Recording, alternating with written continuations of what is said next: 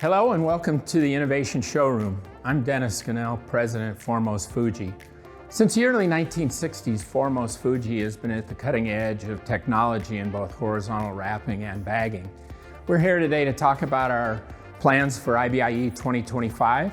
Demonstrated throughout the booth will be our efficiency, sustainability, and especially sanitation. These are all critical to good operation and user friendliness. We will be displaying our technology in both baggers and wrappers, as well as innovative ways to bring product to and from our systems. One of the systems that we'll be running in our booth is the Formost Bagel System. Although we've been building automated bagel systems since the 1980s, we completely reevaluated and looked at ways to make this more efficient, and we'll be showing those improvements in our booth. We will also have the JLS Talon robotic pick and place system feeding one of our horizontal flow wrappers.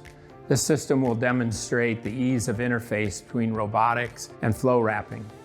One of the things that we will be demonstrating is our easy to operate HMI panel. We have designed that much like a cell phone interface or a tablet, so it is very intuitive for the operators and requires very little training. Another system that will be on display in our booth is our budget-friendly value wrapper.